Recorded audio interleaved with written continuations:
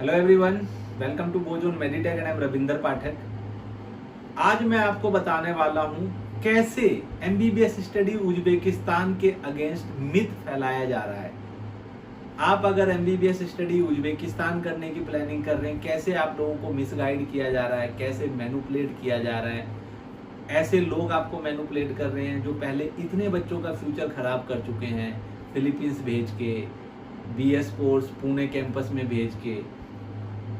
आप सब जानते हैं फिलीपींस के बच्चों का क्या हुआ। मैं डिटेल्स में नहीं जाना चाहता, लेकिन जो लोग मिथ फैला रहे हैं मैं उनको ये बोलना चाहूँगा कि अपना पूरा होमवर्क करके कोई वीडियो बनाओ, वर्कआउट करो, अच्छे से देखो, चीज़ों को समझो। पहले कम से कम कंट्री घूम के तो आ जाओ। उज्बेकिस्तान के बारे में अगर आपने बोलना है, स्टडी कैसी है, क्या क्लिनिकल कैसा है, वेदर कैसा है, एम्बेसी क्या बोल रही है, तो एटलीस्ट कंट्री घूम के आ जाइए एक बार। ज़्यादा दूर नहीं है, 3 आवर का ट्रैवल टाइम है। दिल्ली से जाइए, देख के आ जाइए विद प्रूफ। आप किसी को कुछ बताइए।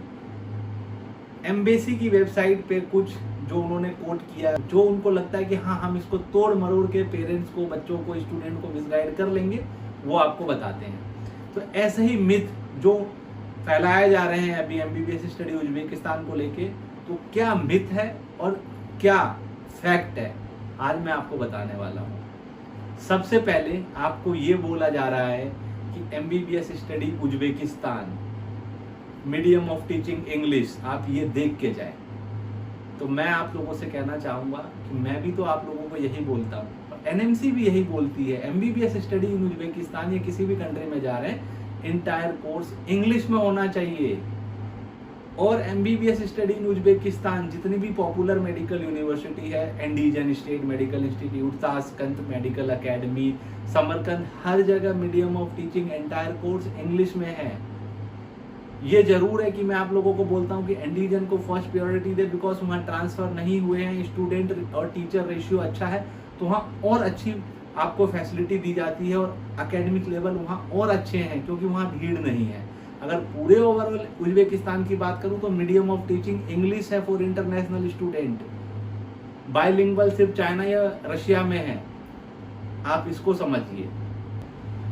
अब जैसे कि उन्होंने एम्बेसी के ये कोट किया कि मीडियम ऑफ टीचिंग इंग्लिश इतना अच्छा नहीं है, मैं भी बोल रहा हूँ। इनफैक्ट जो भी ये पॉपुलर कंट्री है, CIS कंट्री में चले जाइए, चाइना में, आप इंडिया से या इंग्लिश कंट्री के जो लोग हैं जो इंग्लिश बोलते हैं, उनसे उनकी इंग्लिश को हम कंपेयर नहीं कर सकते हैं। सही है, आपको सभी फैकल्टी फ्लुएंट नहीं मिलेंगे इंग्लिश में।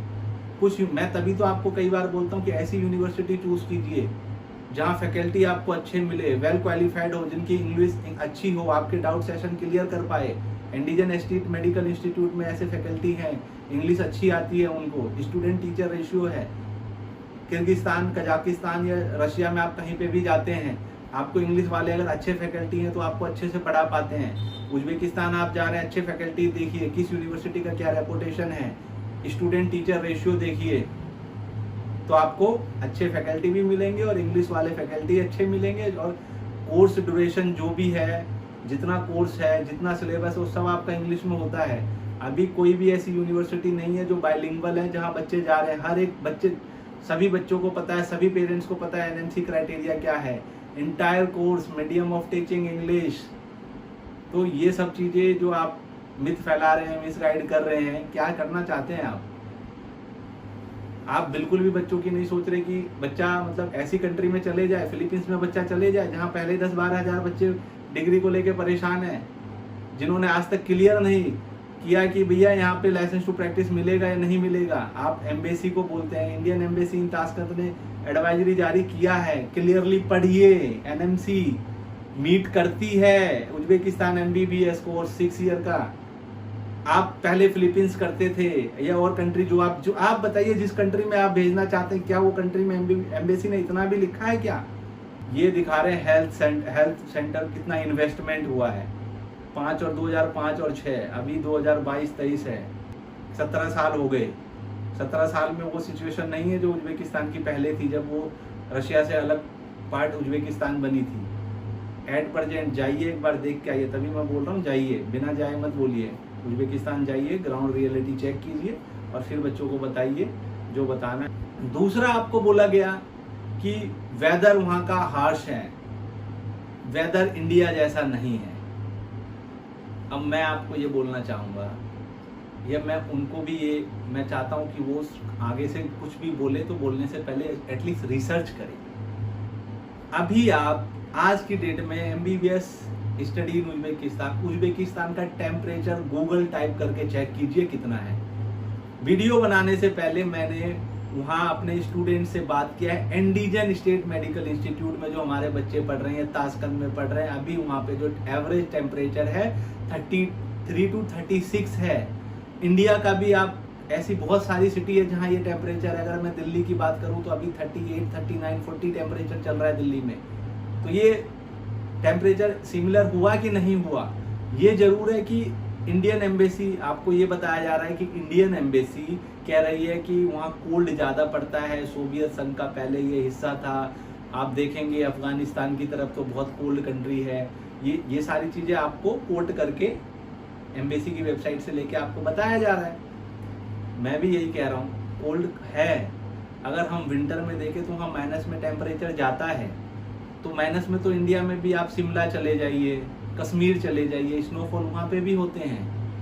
ऐसा तो नहीं है कि 10, 20, 15 जैसे रशिया या अदर कंट्री जो कोल्ड कंट्री है, साइबेरिया जैसे, इतना कोल्ड माइनस में टेम्परेचर जाता है। नहीं, इतना जाता है कि जैसे आपको एम्बेसी इसलिए बोल रही है कि कपड़े लेके जाए। अगर आज मैं या आप कोई भी शिमला जाएंगे, कश्मीर जाएंगे, तो हमारी फैमिली बोलती है हमें कि अच्छे से कपड़े ले लो, वार्म क्लॉथ्स ले लो, वहाँ ठंड पड़ती है।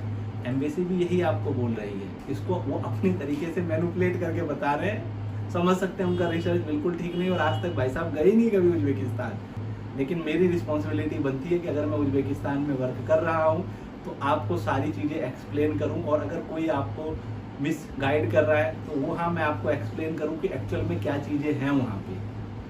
अब आते हैं हेल्थ सेंटर, हेल्थ इशू, कि भाई उज्बेकिस्तान आप जैसे देखेंगे कोट क्या, इन्होंने ये कोट, ये वाला जो कोट है ये उठाया है कि एम्बेसी बोल रही है कि अगर आपका कोई क्रिटिकल हेल्थ इशू होता है तो आप इंडिया आ जाइए। और वहाँ तो इस क्रिटिकल हेल्थ इशू है, आप इंडिया आ जाइए। तो भैया इंडिया में no doubt India medical field में इन कंट्रीज से कहीं ज़्यादा आगे है। मतलब इसको अपने तरीके से तोड़ मरोड़ के आपको बोल रहे हैं। एम्बेसी ने बोला हेल्थ इशू है, मेजर है, सर्जरी करानी है, इंडिया आइए। तो क्या गलत बोला है? अगर इंडिया में अगर मैं मुंबई रह रहा हूँ, मैं दिल्ली रह रहा हूँ, मैं पटना रह रहा हूँ, मैं जयपुर रह रहा हूँ, मुझे किडनी ट्रांसप्लांट कराना है, मुझे हार्ट सर्जरी कराना है, नी ट्रांसप्लांट कराना है, कोई भी मुझे मेजर सर्जरी कराना है, तो हम तो सिटी के सिटी ही देखते हैं कि कौन सी अच्छी हॉस्पिटल है, कहाँ जो भी ट्रांसप्लांट या सर्जरी कराना उसका स्पेशलिस्ट किस हॉस्पिटल में है, उसमें जाते हैं। यहाँ हमारी फैमिली है तो एम्बेसी तो अपने तरीके से एज ए फैमिली मेंबर हमें सजेस्ट कर रही है। क्या गलत कर रही है? जब हम इंडिया के लोग हैं, हम इंडिया से बिलोंग करते हैं, हमें अच्छी ट्रीटमेंट चाहिए तो हम इंडिया क्यों ना आए? इनफैक्ट अगर आप देखेंगे, आप लोगों ने सुना होगा मेडिकल टूरिज्म, इंडिया में ये सऊदी अरब, अफगानिस्तान, किर्गिस्तान, कजाकिस्तान, उज्बेकिस्तान, ये जितने भी रशिया, इनको भी अगर क्रिटिकल कुछ होता है तो इंडिया आते हैं ना। वो आ सकते तो हम क्यों ना आए? तो इसमें क्या गलत है? तो भैया आपको बोल रहे हैं कि जिस मेडिकल कॉलेज में आप पढ़ रहे हो, मेडिकल हॉस्पिटल, वहीं आपका इलाज, मतलब इलाज नहीं हो रहा है। अगर हमें कोई क्रिटिकल है, सर्जरी कराना है, हम इंडिया में आके करा दे तो वो हॉस्पिटल खराब हो गया, मेडिकल यूनिवर्सिटी अच्छी नहीं है। इंडिया में ऐसे कितने मेडिकल यूनिवर्सिटी हैं जिनके हॉस्पिटल हैं, और उन हॉस्पिटल में आपको किडनी ट्रांसप्लांट सब जगह हो रहा है, हार्ट सर्जरी सब जगह कर रहे हो, आपका नी ट्रांसप्लांट सब।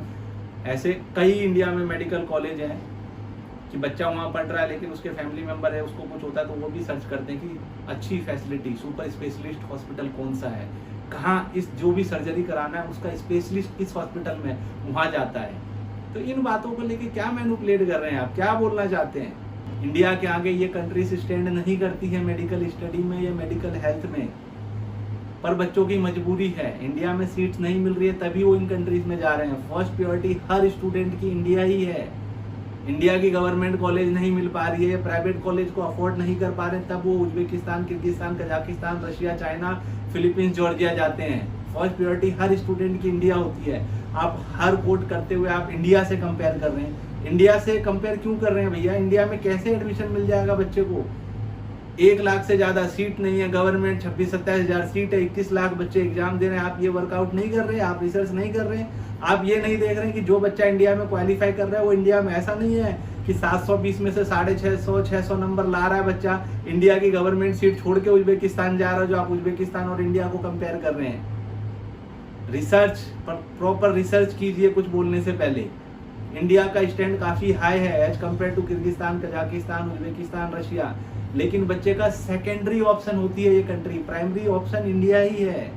इंडिया से मैं खुद बोलता हूँ कि अगर आप इंडिया में सीट नहीं मिल पा रही, अगर आप बाहर जा रहे हैं तो आप ऐसी कंट्री जाइए कि अगर इंडिया जितना नहीं मिल रहा है तो आपको इतना मिले कि आप इंडिया में आके कॉम्पिटिटिव एग्जाम नेक्स्ट या एमसीआई को क्लियर करें फर्स्ट अटेम्प्ट में, जहाँ का वेदर ट्रॉपिकल हो, ट्रॉपिकल ना हो तो वेदर सिमिलर हो इंडिया जैसा हो, जहाँ मौसम ठंडी भी हो गर्मी भी हो, जिससे आपको बीमारियां वो मिले, वो सीखने को मिले, पेशेंट वो देखने को मिले जो उज्बेकिस्तान में मिलता है।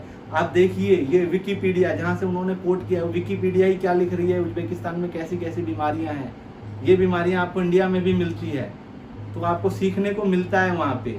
अब मैं आपको कुछ वो बातें बताने वाला हूँ जो इन्होंने नहीं बताया। अब एम्बेसी की वेबसाइट के अकॉर्डिंग मैं आपको बता रहा हूँ, जो एम्बेसी बोल रही है और मैं भी आपको बोल रहा हूँ, ट्यूशन फी कभी भी किसी के हाथ में मत दीजिए कैश, किसी भी कंसल्टेंट को। Tuition fee direct university account में पे कीजिए। जाने से पहले यूनिवर्सिटी को चेक कीजिए, medium of teaching entire course English में है, ये जरूर चेक कीजिए।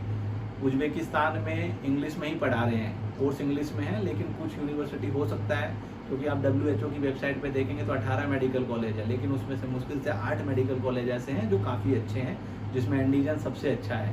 मैं इसलिए नहीं बोल रहा हूँ इंडिजन को कि मैं इंडिजन को कर रहा हूँ, मैं इसलिए बोल रहा हूँ, और मैं इसलिए इंडिजन कर रहा हूँ क्योंकि वो जेन्युइनली अच्छी यूनिवर्सिटी है। ताशकंद मेडिकल अकेडमी या समरकंद या बाकियों से कंपेयर करेंगे तो फैसिलिटी वहाँ पे आपको ज़्यादा मिलती है, नो डाउट। इसके अलावा एम्बेसी बोल रही है कि आप जेन्युइन कंसल्टेंट के थ्रू एडमिशन लीजिए, आप फीडबैक चेक कीजिए, फीडबैक लीजिए, आप ट्रैक रिकॉर्ड देखिए। B.Ed बोजोन मेडिटेक अभी तक 350 से ज़्यादा बच्चे हमारे थ्रू उज्बेकिस्तान जा चुके हैं, इंडिजन स्टेट मेडिकल इंस्टीट्यूट हो या ताशकंद मेडिकल अकेडमी हो, और सभी बच्चे अच्छे से रह रहे हैं, किसी का कोई एस्केलेशन नहीं है। छोटे मोटे इशूज स्टार्टिंग में आते हैं, इनिशियल प्रॉब्लम कहीं पे भी आ सकती है, उसके लिए हम होते हैं, हेल्प करते हैं। आप मेरे YouTube चैनल पे बच्चों का फीडबैक, टेस्टिमोनियल्स वीडियोस देख सकते हैं, और हमेशा अच्छे से रिसर्च करें। किसी के भी कहने पे चीज़ों को ना मान लें कि यही सच है, अपना रिसर्च ज़रूर कीजिए। आजकल सब कुछ ईजी है, सोशल मीडिया प्लेटफॉर्म के थ्रू आप कीजिए, हमारे जैसे जेन्युइन कंसल्टेंट है, पूछिए, हम सबको सब कुछ आपको विद प्रूफ बताएंगे। मल्टीपल टाइम उज्बेकिस्तान विजिट करके आया हूँ, वहाँ के वेदर को समझाऊँ, क्लिनिकल समझाऊँ, वहाँ की सारी चीज़ें समझाऊँ, और तब मैं आपको सजेस्ट कर रहा हूँ आप उज्बेकिस्तान जाइए। हवा में बात नहीं कर रहा, और ना ही मैं इंडिया से कंपेयर कर रहा हूँ उज्बेकिस्तान को। इंडिया इंडिया है, सब समझते हैं। इंडिया में अगर बच्चे को सीट मिले या प्राइवेट कॉलेज अफोर्ड करे तो अब्रोड कभी ना जाए। इन कंट्रीज में, इंग्लिश कंट्री में जाते हैं, US, UK, Canada, Australia, New Zealand, वो अलग बात है, लेकिन इन कंट्री में बच्चा तभी जाता है जब इंडिया में सीट नहीं मिल रही है। गाइस, अगर वीडियो इन्फॉर्मेटिव लगी हो तो वीडियो को शेयर करें, चैनल को सब्सक्राइब करें, और ऐसे फ्रॉड कंसल्ट, मैं इनको फ्रॉड बोल सकता हूँ, आप लोग भी अगर जेन्युइनली चीज़ों को समझ के सर्च करेंगे तो मुझे पता है बहुत सारे पेरेंट्स मुझे बोल रहे हैं कि सर ये कहाँ से आए हैं, मतलब अब मैं क्या बोलूँ डिटेल्स में। पर अगर वीडियो इन्फॉर्मेटिव हो तो वीडियो को शेयर करें, चैनल को सब्सक्राइब करें। Thank you for watching.